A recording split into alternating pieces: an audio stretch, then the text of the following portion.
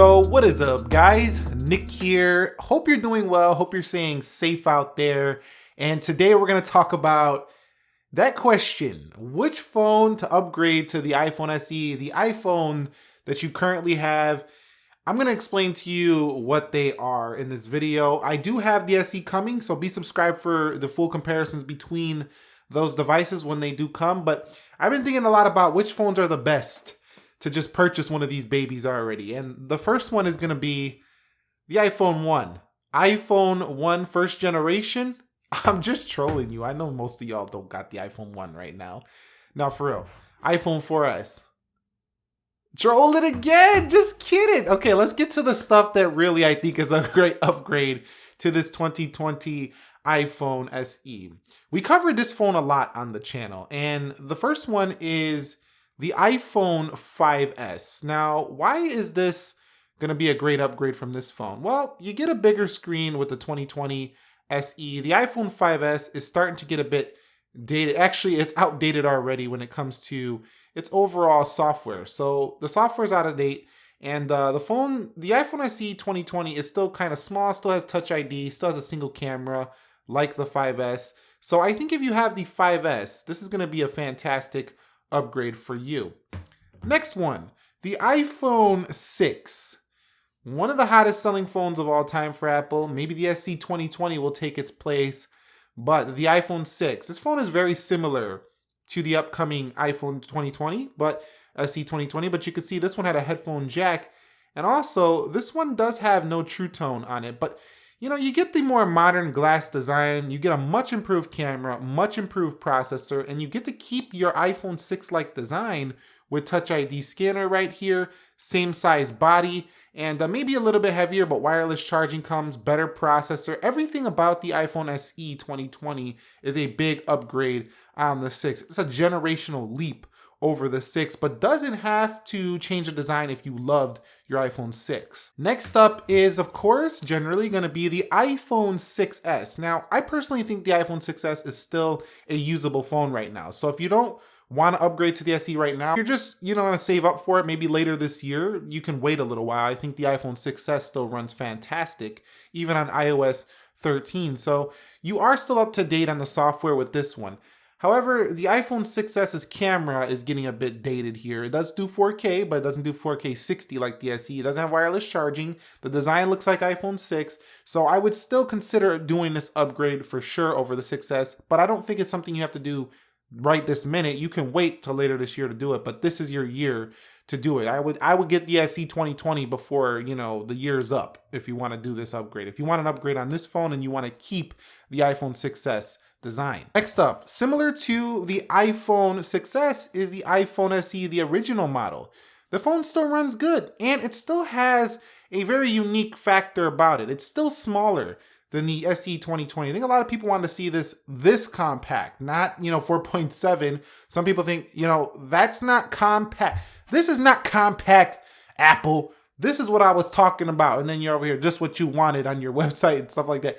No, this is the compact right here, the true compact, the iPhone SE, the original. But here's the deal: the iPhone SE, the original, is still running great. It still has iOS 13. Battery life sucks right now, but it's still pretty good overall. You do have Touch ID. And my honest opinion on this one is I probably wouldn't even get rid of my SE. I would just keep it, and then I would get the new 2020 SE so I can still have this compact phone if I need it. But I think that this is a definite upgrade to the 2020 SE if you want all the improved specs. You want a bigger battery, you want wireless charging, and you're willing to go up 0.7 inches in the size. But again, like I said with the 6S, this is one you can hold on to and you'll be probably fine unless your battery is just horrible right now and it's not holding up for you. This could be fine for a couple more months while you save up for an SE if you didn't already, or if you just want to get it later in the year. This will still hold up okay. Now the iPhone 7. Yeah, I think this was a great phone right here, the iPhone 7. A10 CPU, it still has iOS 13, still a boss performance, capacitive home button on here. This is the one that's going to be even closer to the iPhone SE 2020. Very similar, overall design, size.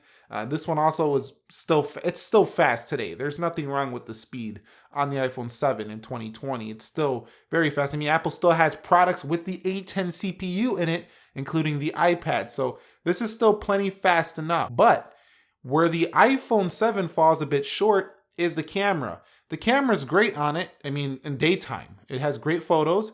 However, you get portrait mode. This one, you had to go to the 7 Plus to get portrait mode. This one, you don't get portrait mode. So here's the deal.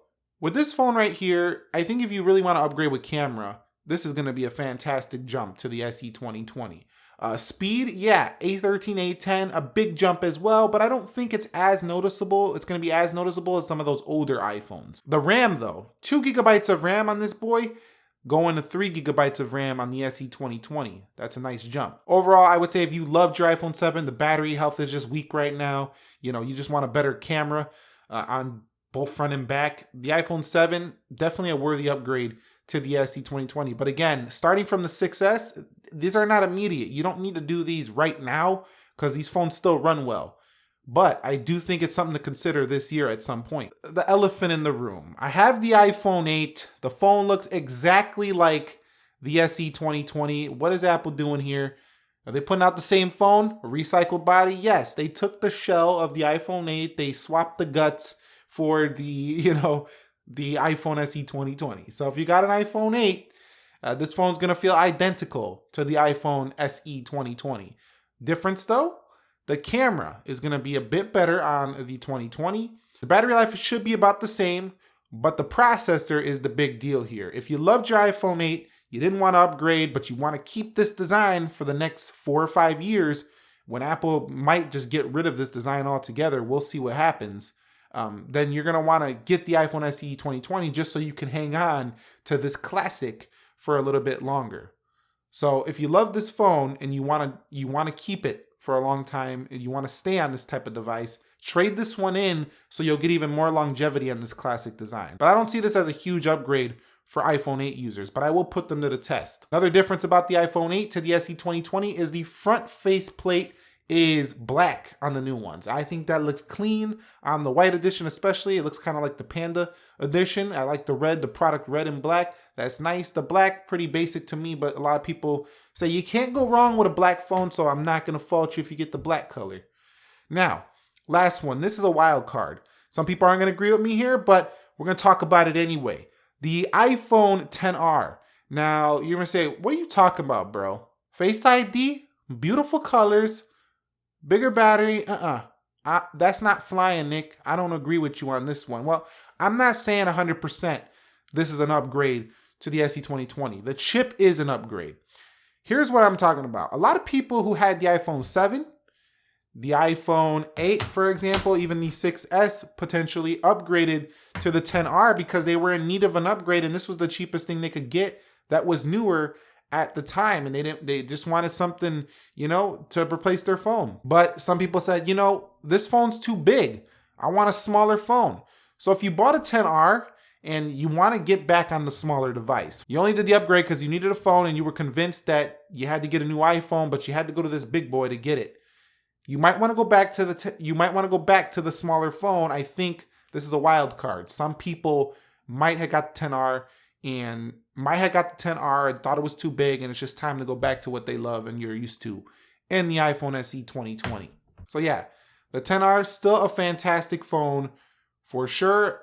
I just think that, it could be a wild card if you were convinced into that upgrade and you really didn't want a bigger iPhone at that time. And so that's it. These are the iPhones that you should upgrade to the iPhone SE 2020. Let me know if you guys already pre-ordered yours. Which color did you get? Be subscribed because I have a whole list of videos that are coming your way. They're definitely coming. If you want to know the date, the phone's coming Friday sometime. A video should launch around Friday night, Saturday morning sometime. So be subscribed for that. Thumbs up if you enjoyed the content, and I hope you enjoyed the SE 2020 if you got it. And if you have any other questions, video suggestions before the phone arrives, please get those questions in because I'm going to try my best to get as many videos out to answer your questions that you have as possible. Thumbs up if you enjoyed it. Have a great day. Be sure to stay safe out there. Stay home as much as possible. Keep practicing social distancing as much as you can to keep everyone safe. And I will catch you all in the next episode. Peace.